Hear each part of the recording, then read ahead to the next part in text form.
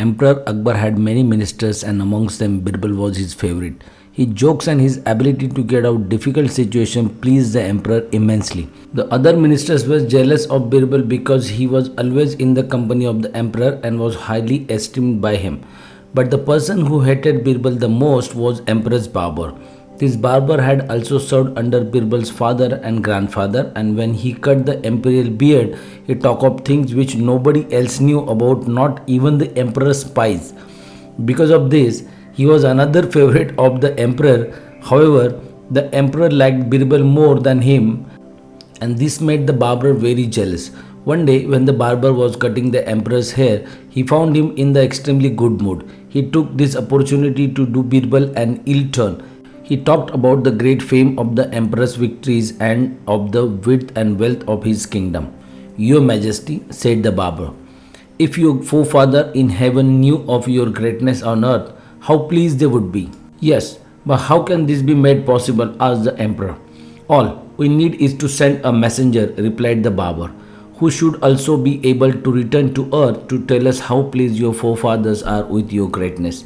It's a difficult task indeed, my man, replied the emperor. To go to heaven one must die, to return to the earth one must come back alive. Your Majesty, replied the barber, this is not a difficult task job for Birbal. Akbar smiled secretly at the barber's malice. He knew Birbal could get out of any situation with the utmost ease and that he would not let himself be beaten by a mere barber. Birbal was immediately sent for and told of his mission to heaven. He knew at once who the mischief maker was. Bowing low before the emperor, he said, Your Majesty, what a delight it will be for me to see your grandfather and your father and to tell them of your greatness. As you know, Your Majesty, going to heaven is not easy and getting back is worse, continued Birbal. I have to be burned to death in order to go to heaven and to return to the earth. I have to cheat Yama, the god of death, but nothing is impossible in your service, Your Majesty. That's the spirit, Birbal, said the emperor, pleased with his minister's reply. Then will you be able to start on your mission tomorrow? No, Your Majesty, answered Birbal. I need a month in which to plan my departure and a lakh of your silver coins. We can wait for a month, but why a lakh of silver coins? Asked the emperor. My old mother will not agree so easily to my being burned alive, said Birbal. But it will be quite another matter if you give her a lakh of coins. It shall be done, said the emperor. May I be permitted to choose the spot where I am to be burned? Asked Birbal.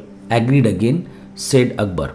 The following month was a busy one for Birbal. He chose a spot that was in the depth of the forest. An underground passage was dug from the place, leading to an opening 2 miles away, over which a hut was built. Everyone in the kingdom came from near and far to see Birbal go to heaven. The emperor, seated on a dais in all his pomp and glory, watched the proceedings.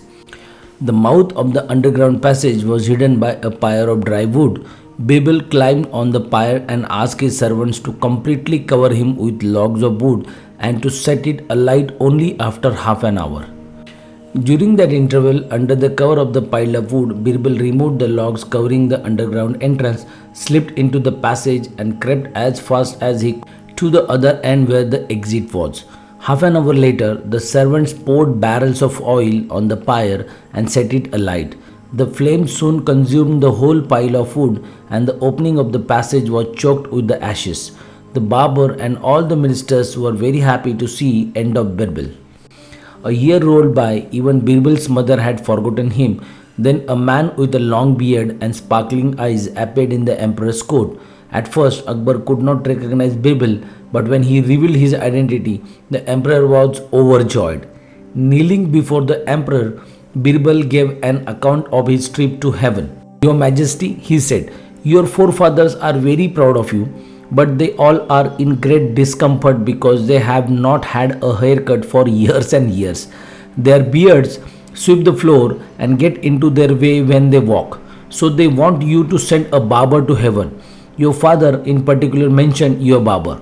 Now it was the turn for the barber to make his trip to heaven, and he was buried in the graveyard of the imperial barbers with royal honor. A year passed and many more, but no barber returned to the earth. So friends, if you like the story, please don't forget to hit the bell icon, like and share and subscribe the channel. Thank you.